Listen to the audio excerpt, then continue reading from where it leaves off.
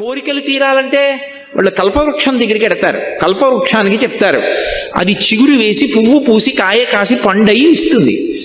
దరిద్రేభ్యో భద్రాం శ్రియమనిశమహ్నాయదతౌ. ఈ లోకంలో ఉన్న వాళ్ళకి ఆ బెంగ లేదు. అమ్మా అనొక్కసారి పిలిచి నమస్కారం చేస్తే చాలు, వెంటనే నేనున్నాను రా బిడ్డా అని అమ్మవారు కాపాడుతుంది. మీకు నేను ఒక మాట చెప్తే మీరు ఆశ్చర్యపోతారు. ఈ శ్లోకం ఎంత శక్తివంతమో తెలుసా? మీరు తప్పించుకోలేనంత పెద్ద ఉపద్రవం వెంట తరిమేస్తుంటే వెనకాతల ఏం చెయ్యాలో తెలియనప్పుడు ఈ శ్లోకం జరిగితే చాలా రక్షిస్తుంది అమ్మవారు. అంత శక్తివంతం. చండీపరదేవత అనుగ్రహం అంటే అలా ఉంటుంది. అందుకే చండీ చరణవు అని చండీపరదేవతని స్తోత్రం చేశారు శంకరాచార్యులు వారి ఈ శ్లోకంలో.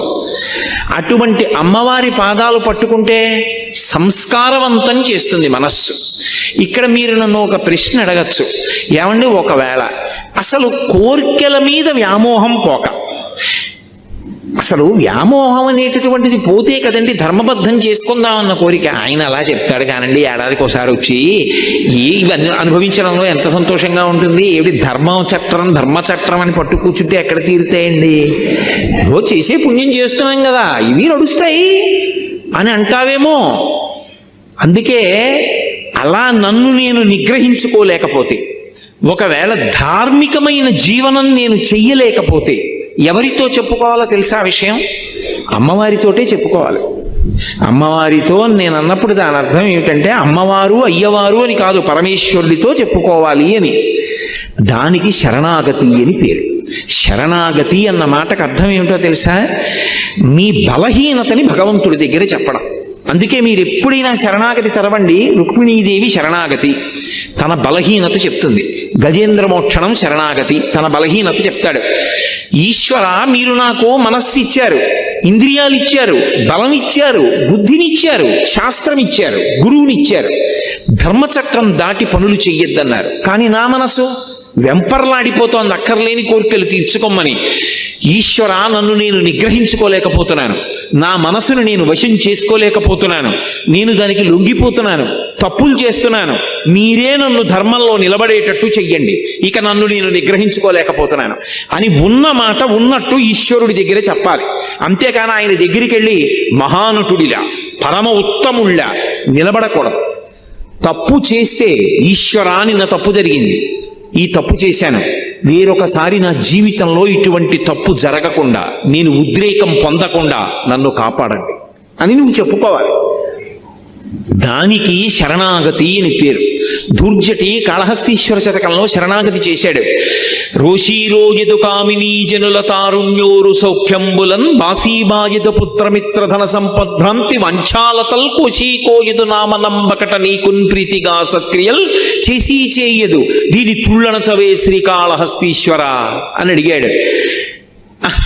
ఏమి సుఖం లేదు అనిపిస్తుంది, మళ్ళీ అదే సుఖం అడుగుతుంది. ఏం పిల్లలు లేదు అనిపిస్తుంది, మళ్ళీ పిల్లల వెంటబడుతుంది. ఏం డబ్బు లేదు అంటుంది, మళ్ళీ డబ్బు కోసం వెంపర్లాడుతుంది. ఇలా వదిలిపెట్టినట్టుంటుంది, మళ్ళీ ఇలా పట్టుకుంటూ ఉంటుంది. దీన్ని నేను ఆపలేకపోతున్నాను శంకర, మీరు దీన్ని నిగ్రహించండి అన్నాడు. అంటే శరణాగతి అన్న మాటకు అర్థం ఏంటంటే మీ బలహీనత మీరు పరమేశ్వరుడికి చెప్పడం. దానికి శరణాగతి అంటారు. అప్పుడు అది రెండో మార్గం. మనమే ధార్మికంగా బతకకపోతే అది భగవంతుడికి చెప్పాలి, అమ్మవారితో చెప్పాలి. వెళ్ళి అమ్మా ఇలా అవుతోంది, నన్ను నేను నిగ్రహించుకోలేకపోతున్నాను, తప్పు చేస్తున్నాను, అమ్మా నువ్వు నాకు ధర్మమునందు అనురక్తి అని ఆవిడ దగ్గర ఒప్పుకొని బలహీనత చెప్తే ఆవిడ అనుగ్రహిస్తుంది. మీరు మళ్ళీ నన్ను ప్రశ్నిస్తారు నాకు తెలుసు. అసలు కామం ఆవిడ ఇవ్వకపోతే దరిద్రం వదిలిపోయిందిగా. అసలు కామం పెట్టడం ఎందుకు? ఆవిడే పెట్టబట్టి కదా ఈ అల్లరంతా వచ్చింది. పెట్టకుండా ఉంటే గొడవ వదిలిపోనుగా. ఆవిడెందుకు పెట్టిందంటే ఒక ఉత్తమమైనటువంటి ప్రయోజనం కోసం ఆవిడ కామాన్ని ఇచ్చింది. కామము మనసులో పుట్టి అది ధర్మబద్ధమై ప్రహృష్టమైనటువంటి మనసుతో భార్యాభర్తల సంగమం వల్ల తేజోవంతమైన కొడుకు పుడతాడు. వాళ్ళిద్దరి యందు అనురక్తి లేదనుకోండి, అనురక్తి లేకపోతే తేజో విహీనమైన సంతానం కలుగుతుంది, అనురక్తి చేత తేజోవంతమైన సంతానం కలుగుతుంది. బాలకాండ స్కందోత్పత్తిలో అదే చెప్తారు. కాబట్టి ఇప్పుడు అటువంటి కొడుకు పుడితే పితృరుణం నుంచి విముక్తుడవుతాడు. పితృరుణం నుంచి విముక్తుడు అవ్వాలంటే కామం ఉండాలి, కానీ కామము ధర్మబద్ధము కావాలి. నీ భార్య ఎందుంది, అదేం బంధించదు, అదేం పట్టుకోదు. అదే సీతమ్మ అంటుంది, నివర్తయ మనోమత్త స్వజనే క్రియతాం మనః. నీ వారి యందు నీ మనస్సు ఉంచుకో, ధర్మం అయిపోయింది. నీ వారి యందు మనసు ఉంచుకోకపోతే ప్రమాదానికి కారణమైపోతుంది. కాబట్టి ఇప్పుడు ఆవిడెందుకు ఇచ్చింది, పితృరుణం నుంచి విముక్తుడివికా అని ఇచ్చింది. కానీ అది మన బలహీనతగా మారిపోతే అదే అమ్మవారితో చెప్పాలి. అందుకే శరణాగతి ఎంత గొప్పదో తెలుసా అండి. అసలు శరణాగతి నోటితో చెప్పడం కాదు, శరణాగతి త్రికరణ శుద్ధిగా చెయ్యగలిగితే నయితి అంటూ జ్ఞాన మార్గంలో వెళ్ళినప్పుడు చిట్ట చివర ఏ లక్ష్యాన్ని చేరుతాడో, శరణాగతి మార్గంలో కూడా అదే ప్రయోజనానికి వెంటనే వెళ్ళిపోతాడు. సత్య ఫలితం ఉత్తరక్షణం వెళ్ళిపోతాడంతే. అంత గొప్పది శరణాగతి. ఎందుచేత అంటే మీరు ఇక్కడ ఒక విషయాన్ని బాగా పసిగట్టవలసి ఉంటుంది. నేను ఉదాహరణ చెప్తే మీరు పట్టుకుంటారు. ఒక రాజుగారు యుద్ధం చేస్తున్నాడు, మత్తగజం మీద నిలబడి శత్రువులతో యుద్ధం చేస్తున్నాడు. పక్కన ఓ బంటు కనబడ్డాడు. వాడిని అన్నాడు యుద్ధం చేస్తూ, ఇవాళ రాత్రి 9 గంటలకు ఒకసారి నువ్వు నా శిబిరంలో కలు అన్నాడు. ఆ సైనికుడు అన్నాడు, నేను సామాన్యమైన సైనికుణ్ణి, రాత్రి సేనాధిపతులు వస్తారు, మండలాధికారులు వస్తారు, ప్రజల్ని అక్కడ రాజ్యం పరిపాలనలో ఉన్న ఉన్నతాధికారులు వస్తారు, మీ దగ్గర విషయాలు కనుక్కోవడానికి నిర్ణయానికి మంత్రులు వస్తారు. 9 గంటలకి నేను మిమ్మల్ని ఎలా కలవగలను? వాళ్ళందరూ వెళ్ళాక రావాలి, అప్పటికి తెల్లవారిపోవచ్చు, మీరు కాసేపు విశ్రాంతి తీసుకోవచ్చు. ఎలా కలుస్తాను సామాన్య సిపాయిని అన్నాడు. ఇది నీ దగ్గర ఉంచుకో. రాజు ఉంగరం విసిరాడు. వాడు చూశాడు ఇలా ఉంగరం వంక, అది రాజముద్ర, తన రాజు ఉంగరం కాదు, శత్రురాజు ఉంగరం. అది అడిగిపోయాడు. అయ్య బాబోయ్, దేవుడు శత్రురాజు ఉంగరం ఇచ్చారు నాకు అని. మాట్లాడకు. అది పట్టుకుని 9:15కి ఎవరిని అడక్కు నా దగ్గరికి వస్తానని అలా దూరంగా తిరుగుతుండు చాలు. 9 అయ్యేటప్పటికి నేను నా దగ్గరికి తీసుకొచ్చేస్తాను. 9:15 అయింది. శత్రురాజు ఉంగరం చేత్తో పట్టుకుని ఎవరిని అడగకుండా అలా దూరంగా చీకట్లో తిరుగుతున్నాడు. రాజుగారు అక్కడ పడుకున్నది. పహరా కాస్తున్న సైనికులు వచ్చి పట్టుకున్నారు. ఎందుకు తిరుగుతున్నావు నువ్వు ఇక్కడ అన్నాడు. ఆయన ఏం చెప్పొద్దన్నాడు రాజు. ఏమీ చెప్పలేదు. ఎందుకు తిరుగుతున్నాడు వీడిక్కడ, వీడికి అవసరం లేదే రాజుగారి శిబిరం దగ్గర. ఒళ్ళంతా వెదిగారు. శత్రురాజు ఉంగరం దొరికింది. ఇప్పుడు ముందు ఎవరు వాడిని తీసుకెడతాడో వాడికి పదోన్నతి వస్తుంది. అందుకని గబగబా ముందు రాజుగారి దగ్గరికి తీసుకెళ్లారు. మహారాజా, శత్రురాజు ఉంగరం ఉంది వీడి దగ్గర, తీసుకొచ్చాం. మహారాజు అన్నాడు, నేను మాట్లాడతాను, మీరు బయటికి వెళ్ళిపోండి అన్నాడు. అని ఒరే, నా ఉంగరం ఉన్నవాళ్ళు చాలా మంది ఉన్నారు బయట, శత్రురాజు ఉంగరం ఉంది కాబట్టి 9 అయ్యేప్పటికీ నా దగ్గరికి వచ్చేసావు. చూసావా, అది శత్రురాజు ఉంగరం అని తెలిస్తే చాలు, నీకు పనికొచ్చింది. ఇది నన్ను పాడు చేస్తోంది, ధర్మబద్ధము కావట్లేదు, అందుకని నేను పాడైపోతున్నానని నువ్వు గుర్తుపట్టగలిగితే చాలు. అమ్మవారికి ఆ మాట త్రికరణ శుద్ధిగా చెప్తే చాలు, అమ్మవారు జోక్యం చేసుకుని తన దగ్గరికి తీసుకెళ్తుంది, రక్షించేస్తుంది. కానీ నోటితో ఉత్తినే వెళ్ళి నేను ఆయన చెప్పమన్నాడమ్మా అందుకు చెప్తున్నాను అని చెప్తే కాదు, త్రికరణ శుద్ధిగా నేను ధార్మికంగా బ్రతకలేకపోతున్నాను, సాధన చేయలేకపోతున్నాను, కనీసం ఒక్కొక్కటైనా విడిచిపెట్టలేకపోతున్నాను, చిన్నవి కూడా విడిచిపెట్టలేకపోతున్నాను, ఎప్పుడూ ప్రలోభాలే లేదు, పరమేశ్వరుడు జోక్యం చేసుకుంటే తప్ప నా జీవితం చక్కబడదు అని నువ్వు భగవంతుడికి చెప్తే దాన్ని శరణాగతి అంటారు. అందుకే కలియుగంలో భగవంతుడు 2 ప్రధాన సాధనములు ఇచ్చాడు కలి నుండి తప్పుకోవడానికి. ఒకటి, సంస్కారవంతమైన పుణ్యమునందు అనువృత్తమైనటువంటి మనస్సుని సాధన చేత ఏర్పాటు చేసుకోవడం. రెండవది, అలా లేనప్పుడు శరణాగతి చెయ్యడం. శరణాగతి ఉత్తర క్షణంలో ఈశ్వరుడు వచ్చేసేటట్టు చేస్తుంది. రుక్మిణీదేవి అగ్నిజ్యోతనుడికి ఇచ్చి లేఖ పంపించింది. లేఖ పంపించి ఘనుల ఆత్మీయతమో నివృత్తి కొరకై గౌరీషు మర్యాద యవ్వని పాదంబుజతో యమందుములుగన్ వంచింతురో అట్టి నీ అనుకంపన్ విలసింపని ని వ్రతచర్యన్ 100 జన్మంబులన్ నిన్నే చింతించుచు ప్రాణములు విడచదన్ నిక్కంబు ప్రాణేశ్వర శ్రీయుతమూర్తి ఓ పురుష సింహమా సింహము పాలి సొమ్ము గోమాయువు కోరు చందమున ఈ దురాత్ముడు చైత్యుడు నీ పదాంబుజ ధ్యాయనైన నన్ను వడిదా కొనిపోయదనంచునున్నవాడు ఎరుగడు అద్భుతమైన భవత్ప్రతాపమున్ అని ఆ తల్లి నువ్వు వెంటనే వచ్చి నన్ను రక్షించాలంది. చదివాడంతే లేఖ, శరణాగతి, ఇదిగో వస్తున్నానన్నాడు. వెనక్కి వెళ్ళి అన్నయ్యకి కూడా చెప్పలేదు. రథం ఎక్కేశాడు. వచ్చెద విదర్భ భూమికి చొచ్చెద భీష్మపు నిపురము సొరుచిరలీలం తెచ్చెద బాలన్ వేల్మిడి వచ్చెద అడ్డంబురిపులు వచ్చిన బోరన్ అన్నాడు. గబగబా బయలుదేరి వచ్చేశాడంతే. శరణాగతి ఉత్తర క్షణం ప్రయోజనాన్ని ఇచ్చేస్తుంది. ఒకటి సాధనన్నా చెయ్యాలి. అంటే సాధన ఎందు ఒడిదుడుకులు ఉంటాయి. మనసు వెంటనే మాట వినదు. అది వింటలేదని దానితో ఘర్షణ పడకుండా మెల్లమెల్లగా ఒక్కొక్కటైనా దుర్గుణములు విడిచిపెట్టే ప్రయత్నం చెయ్యాలి. అసలు నేను ఏమీ చేయలేకపోతున్నాను అనుకుంటే ఆ విషయం భగవంతుడికి చెప్పాలి. అది శరణాగతి. ఇప్పుడు సంసాధన అన్న మాటకు అర్థం ఏమిటంటే మనసుని సంస్కారవంతం చేసుకోవడం. మీకు నేను ఇందాక చెప్పా, పునర్జన్మ దాని మీదే ఆధారపడుతుంది అని. అదే ఓ రామాయణం గురించో, భాగవతం గురించో, భారతం గురించో, మహాత్ములైనటువంటి గురువుల గురించో ఆలోచిస్తూ వెళ్ళిపోయాడు అనుకోండి, ఉత్తర జన్మలో మళ్ళీ గొప్ప విద్వాంసుడై పుడతాడు. తండ్రి దగ్గర చక్కగా అభ్యాసం చేసి అనుష్ఠానం చేసి పరమేశ్వరుడు యందు చేరుతాడు. మంచి జన్మ రావాలంటే మనసు సంస్కారవంతము కావాలి. సంస్కారము మనసుకి కలగాలంటే 5 ఇంద్రియముల గుండా లోపలికి మీరేం తీసుకుంటున్నారన్న దాన్ని బట్టి మనసు సంస్కారం పొందుతుంది. నేను చాలా గంభీరమైన విషయాన్ని ప్రస్తావిస్తున్నాను, మీరు చాలా జాగ్రత్తగా పట్టుకోవాల్సి ఉంటుంది దీన్ని. నేను ఒక మొక్క వేశాను అనుకోండి, ఆ మొక్క బ్రతకాలి అంటే అబ్బా దొరికిందండి మొక్క, నాకు దాని మీద ఎంత ప్రేమో అని తీసుకొచ్చి మా పడగదిలో పెట్టాను అనుకోండి, దానికి వెలుతురు ఎక్కడి నుంచి వస్తుంది? 2 రోజు చచ్చిపోతుంది. అది దాని మీద నాకు ప్రేమ ఉండి అది వర్ధిల్లాలంటే దానికి నీళ్లు పొయ్యాలి, సూర్యరశ్మి తగలాలి, మేకలు తినేయకూడదు, చీడ పట్టకూడదు, పురుగులు పట్టకూడదు, కాపాడుకోవాలా వద్దా?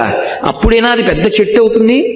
అలాగే అసలు మనస్సు సంస్కారవంతము కావాలనుకోండి, మనస్సులోకి మనసుని ప్రభావితం చేసేవి ఏవి వెడుతున్నాయి అన్నది ప్రధానం. ఇది సాధన.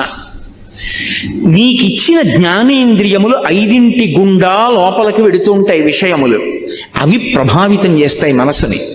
నేను కంటితో ఏది చూస్తున్నానో మనసు దాన్ని పట్టుకుంటుంది. అందుకే ధ్యానంలో దీపం వంక చూడండి అంటారు.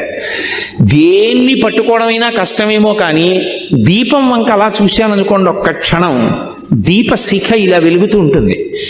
కళ్ళు మూసుకున్నాను అనుకోండి, కళ్ళ ముందు కదులుతూ దీపశిఖ కనపడుతుంది. నేను ఏది చూస్తున్నానో అది నా మనసుని ప్రభావితం చేస్తుంది.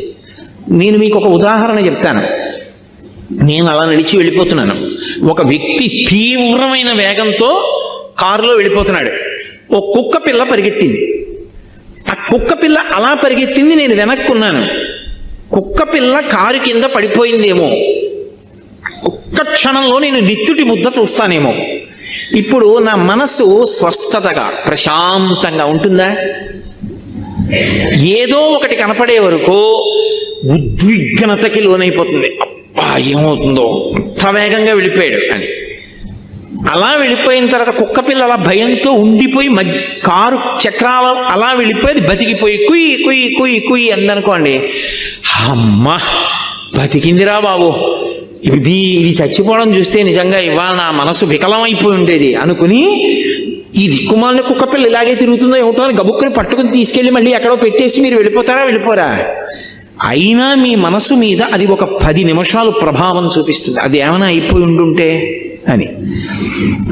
ఒక విషయాన్ని మీరు చూస్తే మీ మనసు తీవ్రంగా కదిలింది. నిరంతరం మనసుని పాడు చేసేవే చూస్తుంటే మనసు సాత్వికంగా ఎందుకు ఉంటుంది? ఉంటుందా? ఉండమంటే సంస్కారం ఏర్పడమంటే ఏర్పడుతుందా? ఒక్కనాటికి రాదు. అలాగే చెవులు. అందుకే వేదం ఇప్పుడు ఏం చెప్తుండంటే ఈ 5 జ్ఞానేంద్రియములు భగవత్పరములగుగాక అని అడుగుతుంది. చెవి వెంట అస్తమానం వినకూడనివే. అన్ని విన్న తర్వాత మనసు దేని గురించి ఆలోచిస్తుంది? అవే ఆలోచిస్తుంది. వాసన ఏది రెచ్చగొడుతుందో, ఏది రజోగుణాన్ని కల్పిస్తుందో అవే వాసన చూస్తున్నాడు. మనస్సు తీవ్రంగా కదలకుండా ఎలా నిలబడుతుంది? తినకూడనివి తింటున్నాడు. మనసు వ్యగ్రతతో ఉండకుండా ఎలా ఉంటుంది? ముట్టుకోకూడనివి ముట్టుకుంటున్నాడు. మనసు వ్యగ్రత పొందకుండా ఎలా ఉంటుంది? ఇప్పుడు మనసు సంస్కారవంతం కావాలి అని చెప్తున్నాయా, చాలా మంచిగా ఉండండి అని చెప్పి కంటి నుంచి లోపలికి వెళ్ళకూడనివి, చెవి నుండి లోపలికి వెళ్ళకూడనివి అన్నీ లోపలికి పంపిస్తున్నావు. మనసు ప్రశాంతంగా ఉండు అంటే ఉంటుందా? నాకు చెప్పండి. మీకు నేను ఒక కుక్క పిల్ల ఉదాహరణ చూపించా. కుక్క పిల్లకే అంత కదిలిపోతే ఎంత తీవ్రమైన ప్రభావం ఉంటుంది మనిషి మనసు మీద. సంస్కారవంతము కానటువంటి మనసు నుండి పుణ్యకర్మ రాదు. అసలు పుణ్యకర్మ చేశాడు అంటే దానికి వెనక ఒక అంకురం ఉంది. అంకురానికి ముందు విత్తనం ఉంది. బీజస్యాం తరివంకురో జగదిదం ప్రాంగ్ నిర్వికల్పం పునః మాయా కల్పిత దేశ కాల కలన వైచిత్ర చిత్రీకృతం అంటారు శంకరాచార్యులు వారు దక్షిణామూర్తి స్తోత్రంలో. అసలు విత్తనం ఉంటే కదా అంకురం రావడం, అంకురం వస్తే కదా చెట్టు అవ్వడం, అసలు సంస్కారం ఉంటే కదా మంచి ఆలోచన రావడం. సంస్కారం మనసులో లేదనుకోండి, అది పైశాచికానందాన్ని పొందడం మొదలు పెడుతుంది. ఎవడో బాధపడుతుంటే వీడు సంతోషిస్తూ ఉంటాడు. మంచి పని చేద్దాం, మంచి పని చేద్దాం, ఎవరికన్నా ఉపయోగపడదాం, ఎవరైనా సంతోషపడితే మనం చూద్దాం అన్న ఆనందం ఒకటి మనసులోంచి ఉద్భుతము కావాలి అంటే ఏది ముందు లోపలికి వెళ్ళాలి? మంచి విషయాలు లోపలికి వెళ్ళాలి. మంచి విషయాలు లోపలికి వెళ్ళాయి అనుకోండి, మంచి సంస్కారం ఏర్పడుతుంది. మహాత్మా గాంధీ గారు రైలు పెట్టి చివర నిలబడ్డారు, రైలు వెళ్ళిపోతుంది. అకస్మాత్తుగా ఆయన చెప్పు జారిపోయింది ఒక ఆల్ది, వెంటనే రెండో చెప్పు వదిలేశారు. పక్కనున్నవాడు అన్నాడు, అది రెండో చెప్పు వదిలేశారు ఎందుకన్నాడు. ఆయన అన్నారు, ఒక చెప్పు ఉంటే నాకెందుకు ఉపయోగపడుతుంది, రెండు వదిలేస్తే దొరికిన వాడికి ఉపయోగపడతాయి, అందుకే వదిలేశాను. అంత ఉత్తరక్షణ నిర్ణయం ఎలా చేశారు అంటే మనసు సంస్కార భూయిష్టం. అందుకే చిట్ట చివర తుపాకీ పెట్టి గుండు కాలిస్తే హే రామ్ హే రామ్ హే రామ్ అన్నారంటే ఎలా వస్తుంది ఆ మాట? ఇన్ని కోట్ల మంది వెళ్ళిపోతున్నారు. భీష్మాచార్యుల వారికి స్వచ్ఛంద మరణం ఉంది కాబట్టి విష్ణు సహస్రం చెప్పారు. దశరథ మహారాజు గారికి రాముడి మీద పుత్రవ్యామోహం ఉంది కాబట్టి రామా అన్నాడు. సామాన్యుడు గాంధీ గారు హే రామ్ అంటూ వెళ్ళిపోయారంటే ఎంత సంస్కారవంతమైన పుణ్యపురుషుడయ్యి ఉండాలి. అటువంటి వారు మనకి జాతిపిత కావడం మనం ఎంత గర్వించదగ్గ విషయం.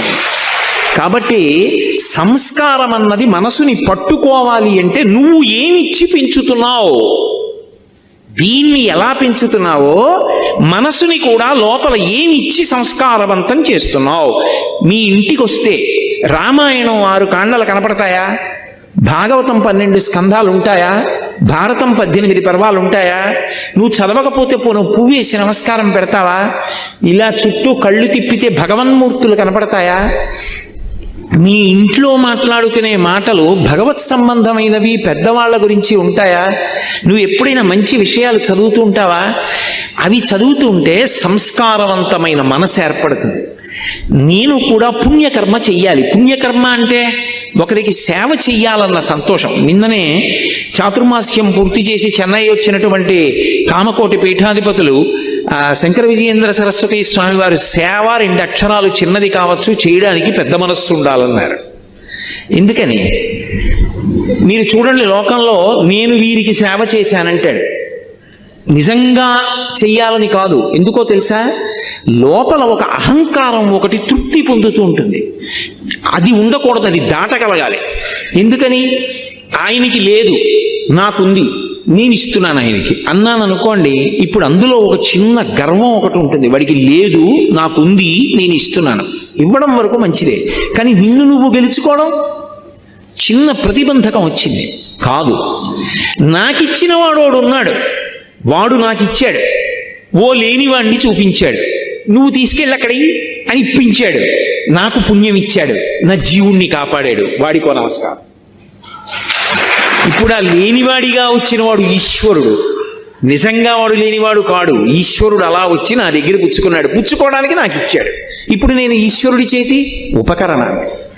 అందుకే ఈ దేశంలో దానం చేశారనుకోండి, దానం పుచ్చుకున్నవాడు నమస్కారం చేయడు. లోకంలో ఏంటి, ఒకడికి అవసరం ఉంది, ఒకడి దగ్గర అవసరం తీర్చగలిగిన శక్తి ఉంది, ఒకడికి బట్టలు లేవు, ఒకటి దగ్గర బోల్డని పంచెల చాపలు ఉన్నాయి, ఓ పంచెల చాప పట్టుకెళ్ళి ఇచ్చాడు. ఇప్పుడు పుచ్చుకున్నవాడు ఇచ్చిన వాడికి నమస్కారం చేయాలా, ఇచ్చినవాడు పుచ్చుకున్నవాడికి నమస్కారం చేయాలా? పుచ్చుకున్నవాడు ఇచ్చిన వాడికి చేయడు, ఇచ్చినవాడు పుచ్చుకున్నవాడికి వాళ్ళకి దండం పెడతాడు. ఎందుకని? భాగవతంలో వామనమూర్తి ఘట్టంలో చెప్తారు, విప్రాయ ప్రకటిత వరాయ భవతే విష్ణుస్వరూపాయతే తత్ప్రామాణ్య విధే త్రిపాదస్య ధరణిం దాస్యామి యంచున్ క్రియాక్షిప్రుండై ధనుజేశ్వరుండు వడుగుం చేసాచి పూజించి బ్రహ్మ ప్రీతం అని ధారబోసే భువనం ఆశ్చర్యముం పొందగా. బ్రహ్మప్రీతం అని పరమేశ్వరుడు సంతోషించుగాక. ఆయన రూపంలో వచ్చినవాడు ఈశ్వరుడు. ఇవ్వగలిగినటువంటి ప్రజ్ఞనిచ్చింది ఆయనే. లేకపోతే నేనెక్కడి నుంచి ఇస్తాను? ఇవ్వగలిగానంటే ఆయన అనుగ్రహం. కోటేశ్వరరావు గారు ఉపన్యాసం చెప్పారని పైకి కనపడుతుంది. ఒక విషయం మీద మాట్లాడడానికి కావలసినటువంటి సమాచారం అంతా మెదడులో ఉన్నదాన్ని ఒక క్రమంలో బయటికి వచ్చేటట్టుగా చేసి, ఆ మాట్లాడేటప్పుడు తీసినటువంటి ఊపిరిని వాక్కుగా మారుస్తున్నప్పుడు డొక్క నిప్పెట్టి టక్కని పట్టుకుందనుకోండి, ఏం మాట్లాడతాను? అలా పట్టుకోకుండా 2 గంటల పాటు విషయాన్ని ఒక క్రమంలో వాక్యాలుగా మార్చగలిగినటువంటి ప్రజ్ఞనిచ్చి మాట్లాడిస్తున్న వాడు ఒకడు లోపల ఉన్నాడు. వాడు మాట్లాడుతున్నాడు. ఈ మైక ఉపన్యాసం మాట్లాడుతున్నది, నేను మాట్లాడింది ఇది మాట్లాడుతోంది. ఇది నా ముందు ఎలా ఉంటుందో వాడి ముందు నేను అలా ఉన్నాను. అది పోతన గారు. అందుకే పలికిది భాగవతమట, పలికించు విభుండు రామభద్రుండట, నే పలికిన భవహరమగునట, పలికెద వేరొండుగాధ పలుకగనేలా. నేనా పలుకుతున్నది, రామచంద్రమూర్తి నా చేత పలికిస్తున్నారన్నారు మహానుభావుడు. ఇది సనాతన ధర్మంలో సేవ. మీరందుకే ఎప్పుడైనా ఒక విషయం గమనించండి, సేవ అన్నది మొదట ఎవరి దగ్గర ప్రారంభం అవుతుందంటే భగవంతుడి దగ్గరే ప్రారంభం అవుతుంది. ఆయన చెయ్యనిది మనం చేసేది ఉండదు. సేవ ఎక్కడ మొదలు? భగవంతుడి దగ్గరే మొదలు. మీరు భాగవతం చదవండి. భాగవతంలో కృష్ణలీలలు అని ఉంటాయి. కృష్ణలీలలన్నీ ఏమిటి? కృష్ణలీలలన్నీ సేవయే. ఆయన కాళీయుడి పడగల మీదకెక్కి తాండవం చేశాడు. ఇప్పటికీ వెంకటేశ్వర స్వామి వారికి సుప్రభాతం చేస్తే మనం అందులో ఇప్పటికీ చెప్పట్లేదు, శ్రీ వెంకటాద్రిశిఖరే శిరసశ్రుతీనాం అంటూ, స్వామి నువ్వు ఆ కాళీయుడి పడగల మీద పాదాలు పెట్టావు, వెంకటాచల పర్వతాల మీద వెంకటాచలం శిఖరం మీద పాదాలు పెట్టావంటాం. ఆయన పాము మీద ఎక్కి నాట్యం చేయడం ఏమిటండి? లోకంలో ఎవడైనా చేస్తాడా? పాము పడగల మీద 101 పడగల మీదకి ఎక్కి నాట్యం చేయడం ఏమిటి? అది కూడా మామూలుగానా? ఏదో భయపడుతూ పడగల మీద కాళ్ళు పెట్టలేదు. వెస దామోదరు పాదఘాతనగతుల్ వేవేల చందంబులన్ ప్రసమాటోపముచూపబాపణ భృచ్చటామండలం వసహం వై పగిలెన్ మణుల్ చెదరగా నాస్యంబులన్ సోణితం బెసగన్ దంష్టలు నుగ్గుగా గరళ వహ్నిజ్వాలికల్ వెల్వడన్ యమునా వీచి మృదంగ వజ్జములు మ్రోయం తీర గోపౌఘర్ష మనోజ్ఞ ధనితంబు గేయముగ జంచత్కాళి తవ్యాళి రంగ తరంగ తలంబునన్ పటుగతిన్ కంజక్షు నిర్మర్దనక్షము హృద్యద్భుత భీమమై పరగ దివ్య శ్రేణి చూచన్ దివిన్ అన్నారు. 101 పడగలు ఎక్కి తొక్కుతూ దాని తోక పట్టుకుంటే ఒక పడగ కిందకెడితే ఇంకో పడగ మీదకి ఎక్కాడు. మణులు బయటికి వచ్చేసాయి, ముఖాలు బద్దలైపోయి నెత్తురు కారిపోయి. ఎట్టి తపంబు చేసెనుకో, ఎట్టి సుకర్మములు ఆచరించెనో ఈ యహి పూర్వభవంబునందు మున్నిట్టి మహాత్ములకునైన చూడగరాని ఈ మహనీయ పాదముల్. స్వామి మహాత్ములు చూడలేదు ఆ పాదాల్ని. శూరులు తొల్లియే విభుని శోభిత పాదనక ప్రభావళించేరి భవంధకారముల చిక్కక వందురు వట్టి దేవునిన్ వైరముతోడనైన గెలువన్ నను పంపి శుభంబు చేసి నిష్కారణమైన ప్రేమ ఇది కంసుని పోడు చకుండు కల్గునే అంటాడు అక్రూరుడు. కాలి గోటి కాంతి దొరకదొరాయింది. ఆయన్ని చూడగలిగావు. కాళీయుడా నువ్వు ఎంత అదృష్టవంతుడివి, 101 పడగల మీద నాట్యం చేశాడు. ఎవరి కోసం? ఆయనకి సరదా పుట్టి నాట్యం చేయలేదు. కాళీయుడు కాళింద్యమడుగులో ఉన్న కారణం చేత ఆ నీళ్లు తాగితే ఆవులు దూడలు చచ్చిపోతున్నాయి. తెలియక తాగిన గోపాలబాలురు మరణించారు. వాళ్ళని బ్రతికించాడు. కాళీయుడు అక్కడ ఉండకుండా వెళ్ళిపోవాలి అంటే పడగల మీద తాండవం చేశాడు. పరమ సంతోషంగా, పరమ ఆనందంగా నవ్వుతూ. ఎవరి కోసం అది? ఆయన కోసం కాదు, గోపాలబాలుర కోసం.